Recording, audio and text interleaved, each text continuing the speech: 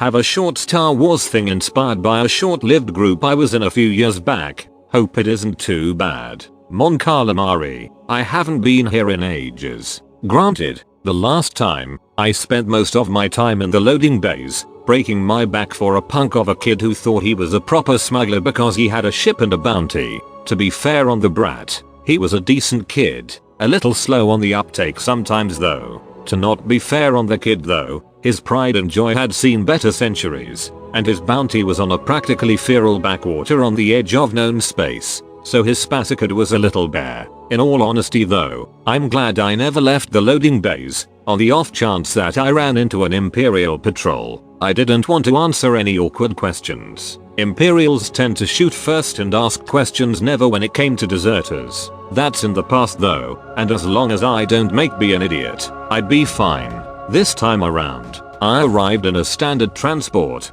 blending in with the dozens other passengers, each arriving with their own purpose on the planet. I idly wondered if any of the other passengers would support the rebellion if their lives were at risk. Probably not. Most people just go about their lives trying to keep out of the gaze of the ever-watchful Empire. I can't really blame them either. Hell, the only reason I'm doing this is because of a stupid promise. Just this one mission, then it's back to the stars. Grabbing my kit bag, I waited until most of the other passengers had already disembarked before following suit.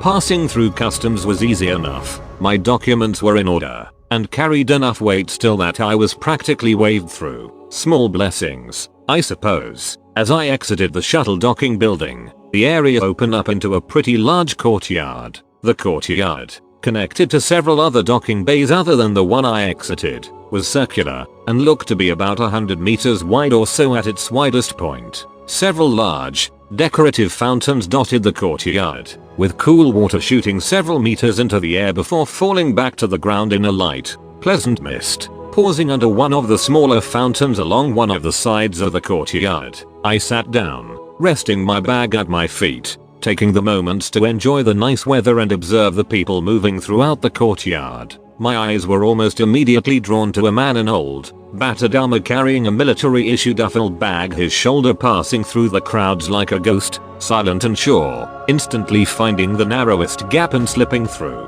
Taking a second to analyze his armor more thoroughly, my eyes widened in disbelief. Catan class commando armor, some of the best protection to come out of the Clone Wars, and to have some random individual brazenly wearing it in the middle of a starport was just asking for trouble. As if sensing my gaze, the man stopped in his tracks and turned towards me, helmetless. I was able to see his face, and I immediately wished I hadn't. In the warmth of the midday sun, during Mon Cal's warmest season, I felt cold. He was a clone, old, and with his face lined with age, and a weariness brought on by a lifetime of warfare, but a clone nonetheless. And his eyes, oh blasts, his eyes. I've been around the galaxy a few times, and I've ran into a whole lot of people with a whole lot of problems. But this killer, and that is the only true label he could have been given, far outstripped literally everything I had ever seen. Clonus of Jango Fett, the former military fist of the Old Republic,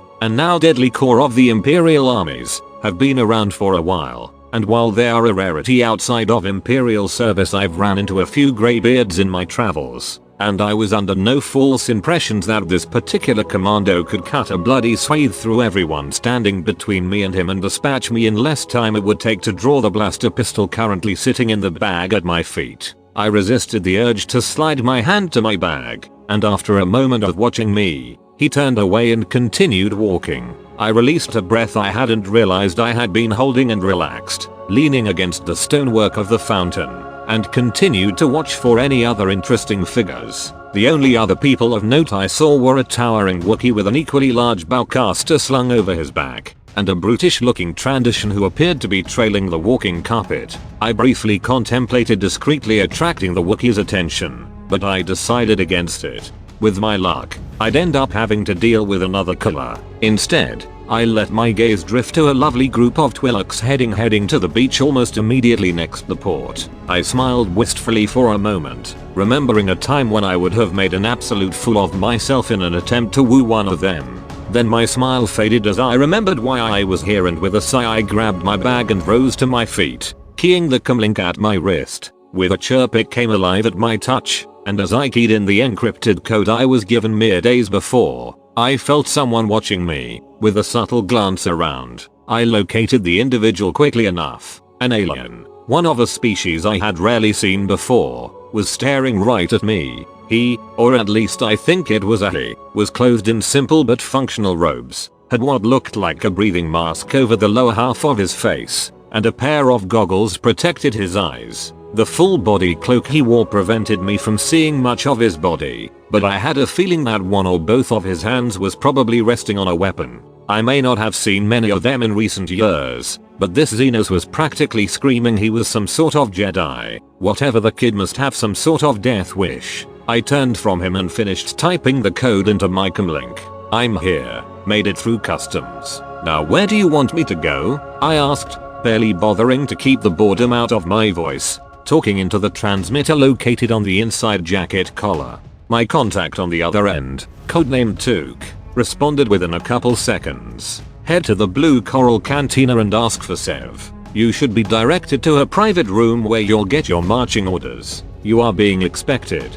Do not be followed. With that, the transmission cut out, and I sighed. Too late for that, I think, muttered into the air, before reaching into my bag. Pulling my holstered blaster pistol, I checked to make sure it was in working order. Satisfied, I clipped it to my belt, letting my jacket fall to partially cover it. Finally, I grabbed my hat, which was also in my bag, and shook it out before putting it back on. The wide-brimmed, darkened leather helped shade my face, while I could still keep a halfway decent eye on the people around me. With my uniform in order, I set off to the cantina. They say every great adventure almost invariably begins in a bar. Whoever they are supposed to be are total liars, by the way, because almost every time I met with absolute strangers in a drinking establishment for some reason or another led to us getting shot at and chased, usually by local imperial authorities or some gang of Twabbit thugs. All reasons why I prefer the usual calm silence of space. And as soon as I was done here, that's exactly what I'm going back to. But I digress. I made it to the cantina with only minor fuss, having to deflect sales offers for various wares only a couple times. As fun as it would be to while away the afternoon, haggling credits for pretty knickknacks, I still had a job to do.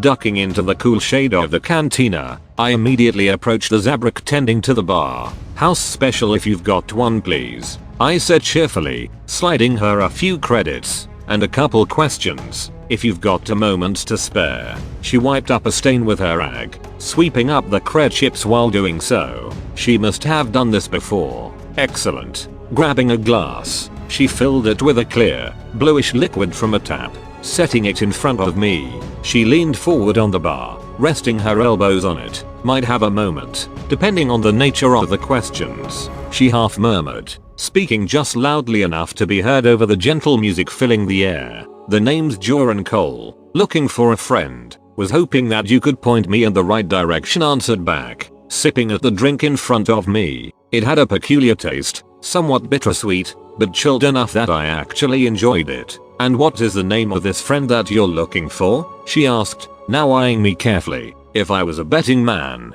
and I tend to be, then she would probably have a holdout blaster close at hand, most likely stuck under the edge of bar she had her hands on. I made sure to keep my hand, currently not holding the drink, on the bar, in clear view. It's a bit of a strange name, more of a nickname really, but I'm sure you've heard of him, or could at least point in the direction of someone who could, I said with a grin, taking another small gulp of the drink.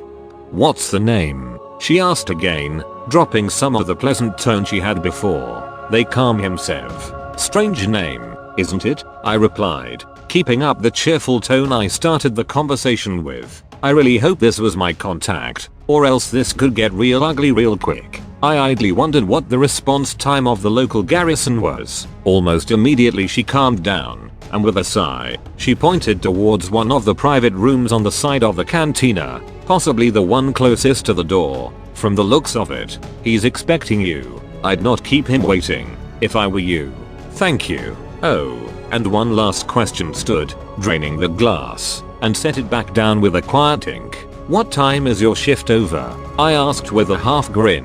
She stared at me for a moment before letting out a short, barking, Laugh. Do your job, then we'll talk. Spassadog, she said, shooing me away with her rag. I grinned and turned away. Can't blame a guy for trying, I said with a laugh, giving her a final nod before heading to the private room, and hopefully not my certain doom. I walked in without any hesitation, and well would you guess it, I walked into what was almost certain doom. Almost immediately upon entering the room, I had the business ends of 2 blasters and a lightsaber all vying for my attention. Lucky me, I slowly raised my hands, showing that they were empty. After a moment, I spoke carefully. The name's Joran Cole. I was contacted by one of your guys about a job.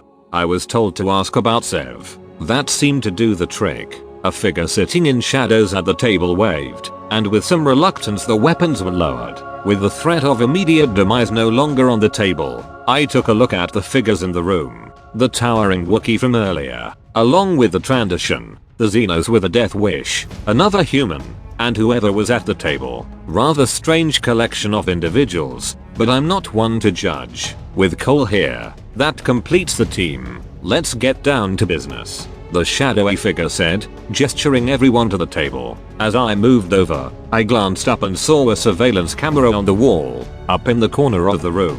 What about the camera? I'm not that into cloak and dagger things like this, but I really don't think we should be leaving a data trail, I asked, gesturing to the camera. The man in the shadows grunted. If you wanted to take a crack at it, feel free, I sighed, then walked over to it and opened one of its side panels, pulling out my datapad. Pretty simple setup, standard wiring, and practically negligent programming. Within a few moments, I had set up a simple false view and feedback loop. As far as the camera was concerned, we were all standing around awkwardly, and would be for however long it took someone on the other end realized something was off. And from what I gathered about this place, that probably won't be for until we were long gone, if at all. With that security precaution out of the way, I joined the rest at the table. The man in the shadows pulled a data pad from his belt and set it on the table. Pressing a few buttons, it projected a hologram of what looked like a section of the untamed jungle on the planet. Listening Surveillance Outpost Zeta, codenamed Dark Watch, currently held by the Polemian Cartel. Our objective is to seize it at all costs in order to provide a staging ground for future rebellion operations. We'll be deployed west of the outpost, deep in the jungle, and under the cover of darkness. Our primary objective will be the main outpost building, and secondary objectives will be the comm station set up along the route. Along with the gear you have brought, I have been able to requisition additional supplies and gear, the majority of which will be in place prior to deployment. There will be an estimated 40 troops and accompanying equipment and vehicles on site, in addition to whatever defenses the outpost had prior to cartel occupation. While we are unsure as to the extent of actual enemy armor, we are confident that what they do have will be light in nature, recon speeders and the like, and will be spread throughout the operation site to provide rapid response to stations under attack. This will be a stealth mission first and foremost, as the cartel will have more than enough soldiers between us and our objective to completely rule out a head-on assault. Because of our numbers, divergent skill sets, and lack of cohesiveness as a whole, I cannot put enough emphasis on the fact that we must proceed with caution, and not engage the enemy recklessly. Any questions? He asked. Nobody seemed to be asking any, so I figured no would be as good a time as any make a fool of myself by asking a few. What kind of ordnance are we getting issued to deal with the armor? And since we're starting this mission at night, would it be safe to assume that we'll have something to navigate through the jungle with? Night vision? Thermals? Something like that? The man answered. We are still gathering the necessary supplies, but rest assured that you all will have everything you need by the time the mission starts. Is there anything else? Then a crack team of Imperial commandos, tipped off by a quick-thinking bartender, stormed the cantina, killed a couple deserters and a Jedi, and took the Wookiee to a slave labor camp because that's all I had written down before the group imploded like almost every god's damned group I find to play Star Wars with. Like, how disappointing is that? The group didn't even get, like, their feet on the ground before they just got swatted down. That's just so disappointing. But it sounded like such a promising story, but, like, I don't know. I really enjoyed yesterday's video. I thought it was really cool. So I thought, you know what? Fuck it, I'm feeling it. I'm feeling the Star Wars vibe, so went for it, did another one. Like, why not? I still really do enjoy Star Wars. Like, Star Wars to me, I think I always like it to a certain extent. I'm just really upset with the state that it is in these days. Like, I don't want to go off and do a big rant, because, like, if anything, everything's already been said. The only thing that would achieve would just get me fucking wound up, and I'm not in the mood for any of that. It's just disappointing. Like, I'm sure I'm going to get all the comments about that stupid purple hair bitch in the comments, so, like, I don't really need to go into it. Everything that has been said, there's nothing more to add to that bonfire. Jesus, fuck, that movie was appalling. Oh, fuck me, it was just bad. There was nothing good about it. I got really upset after walking out of the cinema. I didn't like it. But, like, there still is solid Star Wars, like, gore and stuff like that out there, and, like, short stories like these. And I think, to me, that's where I would place myself. I would try and stay somewhere in that category. Like, when it comes to Star Wars, I don't think I'm going to bother with the main stuff these days. Just like, the wee small offshoot stories that I personally enjoy. But, look, let us know if you enjoyed it. I personally really did, although it's a pity we never got to see them in action. Though I thought he described the universe very well. I really enjoyed it. But look, as always, I hope you guys enjoyed. Be sure to subscribe and click that wee notification bell for any and all further videos. If you haven't already, check out my Redbubble portfolio. You might just find something you like. This is not okay. This needs to stop now. This is cancer. This is so much cancer that I can feel the tumors growing on my back. And it's way down heavy on me, and it's not okay. Can you help a nigga out and just stop this? Please?